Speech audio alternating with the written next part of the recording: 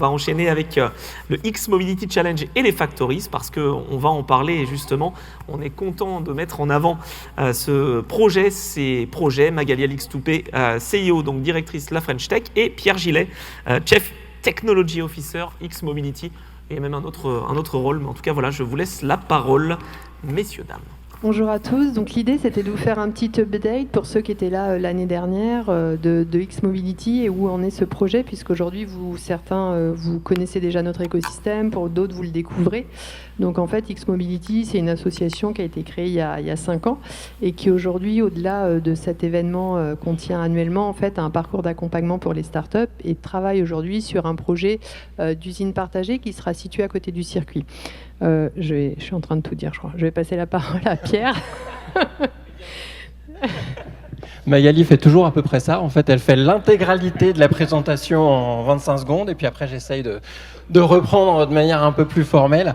Voilà, mais bon, on va le faire ensemble. Il n'y a pas de problème. Comme on fait toujours ce projet de manière co-construite, parce que c'est quelque chose qui est très important pour nous, pour l'ensemble de l'écosystème et pour tous les gens avec lesquels on travaille sur le projet X Mobility. Donc, pour ceux qui étaient là l'an dernier, et j'en vois quelques-uns, il va y avoir un petit peu de redite, mais un petit peu seulement, parce qu'en un an, il y a eu énormément de travail qui a été accompli.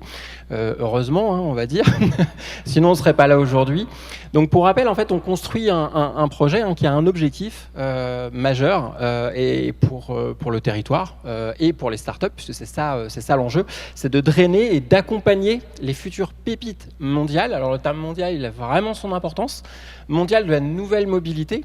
On en parle depuis 14 heures, brillamment pour beaucoup d'intervenants, et pour pousser le territoire du Mans à devenir le laboratoire mondial d'innovation des mobilités.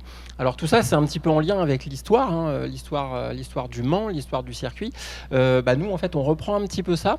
Alors très humblement, de manière très frugale, mais surtout en essayant de réunir autour de nous vraiment un maximum de partenaires qui ont l'historique et en disant nous on va faire une passerelle avec les startups parce que c'est un monde qu'on connaît bien, qu'on apprécie, un monde entrepreneurial.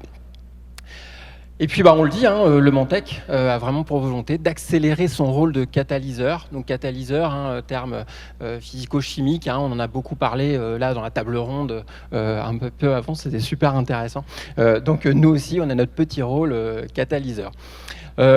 Pourquoi X Mobility ? Je pense que tous les entrepreneurs qui sont dans la salle ou qui sont évidemment dans les différentes coursives connaissent le terme de vallée de la mort, surtout dans la hard tech. C'est quoi ? C'est le moment où finalement j'ai fait un beau produit, j'ai sorti quelque chose de super intéressant, tout seul dans mon garage ou avec les copains, avec les moyens du bord, l'argent de la famille, à droite à gauche, en essayant d'avoir bossé un petit peu. Donc j'ai fait un super truc. Tout le monde l'adore. Tout le monde est prêt à l'acheter, pas forcément prêt à le payer, mais tout le monde dit ce que j'ai fait, c'est génial, y compris des gens tout à fait compétents pour le faire. Mais brutalement, là, j'y arrive. Je vais commencer à taper dans le dur, j'ai plus d'argent, ou j'ai pas assez d'argent pour passer à quoi ? Passer à ce qu'on appelle le POC, donc le Proof of Concept, c'est-à-dire la partie où finalement je vais constituer mon prototype, je vais en faire un produit industriel et présentable. C'est-à-dire, ça ne va pas être celui qui va être vendu, mais ça va être celui qui va convaincre que je peux le fabriquer et qui va convaincre que je peux le vendre, surtout. Et ça, c'est une vraie vallée de la mort. Pourquoi ? Parce qu'en fait, alors Marc en parlerait très très bien, le président de Le Mantech, mais je dirais que c'est le moment le pire pour l'investissement. Pourquoi ? Parce qu'il y a énormément d'argent à dépenser et pas d'argent à gagner. C'est-à-dire on ne fait que dépenser de l'argent pour construire un véhicule, pour construire un prototype, pour construire des entités, mais dans tous les cas, on n'a rien à vendre. Donc, il n'y a pas d'argent qui rentre. Donc, convaincre un fonds, convaincre les investisseurs pour dire « vous allez me donner 100 000, 300 000, 500 000, 1 million d'euros », puis on va voir. Alors, peut-être que vous allez gagner beaucoup, mais peut-être surtout que vous allez beaucoup perdre. C'est extrêmement compliqué. Donc, cette vallée de la mort, nous, on va essayer à notre niveau, mais avec des grandes ambitions. En fait, on va essayer de les aider en faisant une chose. Alors, je ne sais pas ce qui s'est passé sur la presse, mais elle a disparu. Voilà, en fait, on va faire une chose, c'est que nous, on va accompagner de manière de manière, alors je vais utiliser le terme gratuite, peu importe, mais en fait on va accompagner les startups, on va construire un lieu où on va être capable de les héberger, on va être capable de leur fournir une usine, on va être capable de leur fournir des moyens industriels, tout ça gratuitement, alors offert, on ne dit pas que c'est gratuit, on dit que ça va être offert, donc par un schéma économique un petit peu complexe, qu'on a mis 18 mois à établir, donc ça a été un très gros travail. En tout état de cause, ces startups, elles vont pouvoir venir chez nous, si elles correspondent à certains critères, nouvelle mobilité, l'énergie, les data, la soft et évidemment les véhicules. Elles vont pouvoir venir s'installer, elles vont bénéficier de notre réseau d'experts, elles vont bénéficier de compétences de l'intégralité de l'écosystème qui ne s'arrête absolument pas au territoire mais qui va, on va dire, sur l'Europe. Ça, c'est quelque chose de positif pour nous. Et on va les aider à accomplir leur POC. Alors évidemment, quand une entreprise elle peut focaliser l'intégralité de ses capitaux et l'intégralité de son argent, même si c'est des faibles sommes, juste pour vivre et que tout le reste c'est gracieusement offert, forcément ça offre beaucoup de facilité. Donc on est établi sur un réseau international, on y a passé beaucoup de temps cette année. Alors réseau international, c'est-à-dire il y a des lieux comme ça à travers le monde. Alors on peut citer bien évidemment la Silicon Valley qui est un lieu un peu phare, mais on peut citer M-Hub par exemple à Chicago, on peut citer New Lab qui est entre New York et Détroit, on peut citer The Drivery, Motion Lab qui est en Allemagne, on a des liens aussi avec le Japon, on a des liens avec Singapour. En fait on veut créer des vraies passerelles entre Le Mans et ces différents lieux, avec un objectif, c'est de dire aux startups, si vous voulez expérimenter ailleurs, vous avez des points d'arrivée. On a des passerelles, on connaît des gens. Et de la même manière, nous, de notre côté, ce qu'on veut faire, c'est accueillir des startups qui viendraient de ces lieux éventuels, ou plus, les accueillir au Mans, les faire venir, et venez découvrir un peu notre écosystème, venez découvrir Le Mans, venez découvrir qui on est, ce qu'on fait, le marché français et le territoire européen. Voilà, c'est ça qu'on veut faire au Mans. Alors, il y a quelques slides qui sont passés un petit peu vite, peut-être. Il y a la petite flèche rouge, alors. Ah ouais, mais ça, t'en as pas parlé. Moi, j'ai suivi scrupuleusement, t'as parlé ça que de la verte. Et en complément, je voulais juste ajouter, alors c'est bête parce que Claire a dû repartir vite. En fait, Claire, on se croise régulièrement, pas forcément en France, en fait, sur d'autres écosystèmes à l'international. Et ce qui est intéressant, c'est que ce que fait le gouvernement de manière très conventionnelle, réglementaire, nous, on le fait en mode maker. Et donc c'est très différent, on a appris à se connaître, on est un petit peu un petit dans la cour des grands, j'ai envie de dire, mais un petit qui est vraiment sur le maker, et ça c'est très très important pour les startups, puisqu'aujourd'hui pour entre elles déjà échanger, elles ont besoin de ce gage de confiance en fait pour adhérer au projet, et les groupes chez nous viennent de chercher de plus en plus ça, puisqu'aujourd'hui eux-mêmes ont des programmes d'accélération en interne, mais qui souvent ne sont pas suffisants, parce que finalement ce discours de maker, même s'ils l'ont, ils ont du mal à aller jusqu'au bout, puisque de toute façon, ils sont contraints à des réglementations internes que nous, on n'a pas chez Le Mantec. Et donc, ça nous permet de faire cette promesse, en fait, de terrain de jeu neutre, qui est acheté, j'ai envie de dire, à la fois par les startups, à la fois par les corporates, et je pense prochainement par le gouvernement, qui aujourd'hui cherche des projets qui fonctionnent, où on fait les choses. Oui, tout à fait. C'est une chose qu'on n'a pas précisée. On est vraiment, on est un petit peu en mode maker, mais aussi pourquoi ? Parce que cette équipe Le Mantec sur laquelle on travaille, on est tous entrepreneurs, on a des entreprises ou on a eu des entreprises, on a planté des entreprises, donc on sait ce que c'est. Il y a le droit à l'erreur. Voilà, tout à fait. Et on a aussi réussi des entreprises. Donc en fait, on connaît le monde de l'entrepreneuriat et les limites. En fait, là, je comptais tout à l'heure, ça commence à dater ma première société maintenant, et c'était un peu plus proche finalement quand elle a échoué, mais en tout état de cause, voilà, on connaît ce monde de l'entrepreneuriat. Donc je le disais, on est basé vraiment sur un écosystème local, l'histoire du Mans qui est basé, laboratoire terre d'innovation, les vainqueurs du Mans. J'en ai parlé l'an passé, mais je vais en reparler pour ceux qui n'étaient pas là. Le Mans, qu'est-ce que c'est ? Le Mans, c'est les premières routes goudronnées, c'est les premiers feux anti-brouillard, c'est les premiers essuie-glaces, c'est les premiers freins à disque, les premiers freins carbone, les premiers feux à LED, feux laser, les premières motorisations hybrides également. Audi qui a été le premier constructeur et le seul constructeur à être venu avec l'intégralité des technologies technologie, par exemple. C'était pour Le Mans. Et en fait, Le Mans, et notamment l'ACO, insiste beaucoup sur la notion de laboratoire d'innovation. Et nous, on veut se baser, en fait, vraiment là-dessus, sur un ancrage historique sur la ville du Mans. On sait, alors pour ceux qui voyagent ou qui ont voyagé ou qui vont voyager, vous verrez que Le Mans, en général, est bien connu à travers le monde. Et ça, c'est toujours sympa à découvrir. Donc, on se base aussi sur l'écosystème local, bien évidemment. Et en fait, on va ancrer directement sur le monde international en créant un accélérateur. Alors, il y a un petit logo qui est juste en bas, qui est un petit peu discret, mais on crée un accélérateur de start-up au niveau international avec un partenaire, donc un partenaire dont c'est le métier, donc un partenaire, un accélérateur mondial qui lui va nous soutenir en fait, va nous accompagner sur la programmation de cet accélérateur.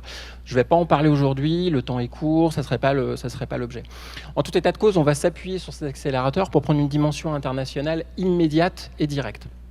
Avoir accès aussi à des startups au niveau international, parce que c'est ça qui nous intéresse. Alors, on aimerait bien que l'ensemble des projets de la nouvelle mobilité mondiale et qui vont sauver la planète soient tous dans la région sarthoise, peut-être pas. Donc, on va aller les chercher un petit peu partout ailleurs. Une team d'experts, ça c'est important. Et je le disais tout à l'heure, donc une usine et des moyens partagés qui vont être finalement l'ancrage physique de X-Mobility. Et juste en complément, parce qu'on entend trop souvent, je l'ai pas entendu beaucoup aujourd'hui, mais un tout petit peu, c'est vrai que la mobilité, c'est un sujet mondial. Et souvent, les politiques, en fait, raisonnent de manière régionale. Et ça, c'est un vrai frein, en fait, à certains développements, puisqu'en tout cas, les jeunes entreprises s'implantent dans des régions dans lesquelles on s'évertue, en fait, on veut les attacher à la région pour finalement que tout ce qu'ils aient développé soit valorisé au sein de cette région. Mais quand on voyage un peu à l'international, on se rend compte qu'une région, c'est un tout petit territoire au final pour adresser une problématique qui elle est mondiale. Donc nous, l'idée, ça sera vraiment d'être un point d'attraction, mais aussi de passage. C'est-à-dire qu'aujourd'hui, on veut travailler avec tous les autres écosystèmes français et les autres écosystèmes européens en complémentarité et pas en concurrence. C'est oui. Ça me tient à cœur. Ouais, tout à fait. Donc là, en fait, des grandes dates, puisque X-Mobility, j'ai essayé de résumer, ou on a essayé de résumer très rapidement, mais ça se concrétise, puisque le 15 décembre 2023, donc c'est maintenant, ça y est, on crée la société, puisqu'on a le plaisir quelque part de vous dire aussi que les 5 associés commanditaires, donc les premiers de la société, on a mis une petite année à les identifier, à discuter avec eux. Donc les 5 sont bien identifiés, donc la société, elle va effectivement être créée. On a bien une usine, alors il y a eu beaucoup de discussions autour de cette usine, beaucoup de discussions autour du bâtiment, mais en tout état de cause, l'usine, elle existe et elle est bien présente, ce qui veut dire qu'en fait, à partir du 1er mars 2024, on va être en mesure d'accueillir les premières startups des mobilités au cœur de l'usine, avec un objectif, c'est juin 2024. Anthony, tu les connais bien, oui. Je crois qu'il y a beaucoup de gens qui connaissent cette date, bien évidemment, les 24 heures du Mans, avec notre première Demo Week. Donc la Demo Week, qu'est-ce que ça va être ? Ça va être un grand moment, puisque pour nous, ça va être les présentations des premières startups pendant les 24 heures du Mans. C'est dans le village des 24 heures, c'est ça ? Alors on va le faire un peu différemment, très probablement, même si tout n'est pas encore tout à fait fixé. On aura un démo day au cœur de l'usine, donc c'est-à-dire qu'au cœur de notre bâtiment, ça va être aussi l'occasion probablement de créer de l'inauguration, on peut créer de l'event, c'est notre objectif, mais d'accueillir en fait un grand nombre de sociétés, on l'espère, pour présenter les startups, les premières qui seront au cœur de cette usine. Et puis avec une passerelle, j'aime bien le terme passerelle en ce moment, le terme passerelle vers les 24 heures du Mans, avec là quelque part quelque chose de très centré sur le B2B, donc avec des rencontres qu'on va organiser entre investisseurs, groupes, corporate et start-up. Mais l'objectif étant de faire du B2B, et puis peut-être des présentations B2C, parce que ça reste Le Mans, donc c'est quelque chose d'important. Mais nos objectifs, faut pas se tromper, les objectifs c'est du business, c'est de créer vraiment le maximum de conditions positives pour les start-up, et on va essayer de tirer bien sûr bénéfice de la semaine des 24 heures. J'en dis trop, tout va bien ? Très bien, parfait. C'est parfait. Ouais, il y avait un temps de feedback, j'ai vu, donc là on a 5 minutes. En attendant, je salue quand même le travail de Geoffroy Lefort, Visual to Explain, qui a tout simplement résumé ce qu'on a dit pendant cette table ronde, donc vous aurez l'occasion de voir tout ça. Je vous laisse. On va avancer un peu juste sur la géographie, parce que finalement, l'an passé, on avait passé un petit peu de temps sur l'usine. Donc le bâtiment, voilà, très clairement, voilà, posait un souci l'an passé, il y a un an. Ça posait un problème, parce qu'il y avait des gros coûts de réhabilitation, et on avait du mal un petit peu voilà, à ce que tous les services, entre les États, les publics, le privé, en fait, se mettent d'accord. Finalement, en fait, avec la métropole, on a changé un peu le fusil d'épaule. Alors, on ne change pas du tout de zone, donc ça, c'est super, parce qu'on reste sur la zone Acti Sud, plein face du circuit. Donc pour rappel, Le Mans, 50 minutes de Paris, il y a beaucoup de gens qui sont venus en TGV, 50 minutes de Paris en TGV, 1h30 de Roissy, 1h30 de Nantes, en fait, qui est quand même un pôle aujourd'hui important. Et en fait, on est placé vraiment mais au pied de l'aéroport et du circuit, donc la zone Acti Sud, anciennement Philips, pour ceux qui connaissaient un petit peu Le Mans. Et on va occuper un bâtiment qui est propriété de la métropole et qui est tout à fait adapté, donc qui est vraiment au cœur de la zone d'activité historique d'Acti Sud. Et c'est ce bâtiment, donc de 4500 mètres carrés, 500 mètres de l'entrée du circuit, et je l'ai dit, une résidence de start-up offerte, l'usine partagée. On aura environ 1 million d'euros d'équipement en machine, donc c'est une belle usine déjà. On va avoir des équipements sympas, une quinzaine d'ateliers privatifs et modulaires, et puis toujours une plateforme d'essai privé, parce que ça, on sait, dans la mobilité, ça fait partie des enjeux. Quand on a fait un super véhicule, voilà, on est un peu discret quand même quand on part sur la route avec, mais on le fait quand même. Là, en fait, il y aura une plateforme d'essai qui sera dédiée à ces nouvelles mobilités. Simulateur aussi ou pas du tout? Je sais, ça se trouve, je suis simulateur. Un simulateur. Il y aurait des simulateurs ou pas? Experience Lab. Ok, Experience je suis en train de Lab, poser un simulateur. énorme- Tu sais, simulateur, roman, voilà. Bon, d'accord. Sur Non, GT Explorer, les Il n'y aura simulateurs. pas de piste de karting, il n'y aura pas tout ça. Vraiment, on est focalisé. D'accord. Voilà. Voilà ce qu'on peut en dire. Et puis, X-Mobility, l'accélérateur, en 2 mots, on aura 2 verticales sur l'accélérateur. On va créer des programmes d'accélération, j'en ai parlé, avec le soutien d'un accélérateur mondial.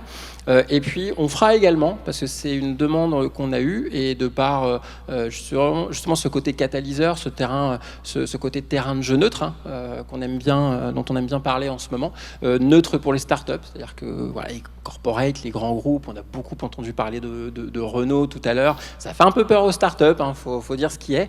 Nous, en fait, on est le terrain de jeu. En fait, on est entre les deux. Nous, on n'appartient à personne. On sécurise juste le grand compte et on sécurise aussi la startup. Ça, ils aiment bien. Donc, en fait, on a des demandes pour faire de la gestion et du mentoring de programmes externes de startups. C'est un peu technique, mais ça correspond à notre ambition. Voilà. Et on peut donc soutenir X-Mobility. Oui, vous pouvez devenir client, partenaire, vous pouvez surtout nous contacter en fait pour qu'on puisse en parler de manière un peu plus précise et puis qu'on Le noyau qu'on fasse dur de accélérer. 5 peut augmenter ou pas? Non, mais Ça, c'est une vraie question. Là, on va rentrer vraiment Bon, d'accord. dans... Voilà, ça fait seulement On 3 verra semaines plus tard. qu'on est sur le dossier. Non, aujourd'hui, on a... Voilà, le nombre d'associés socle est fixé à 5. Il pourrait y avoir une opportunité à 7. Il pourrait. C'est une question en débat, mais aujourd'hui, voilà, on est pour le moment fixé à 5. Merci. Pour l'instant.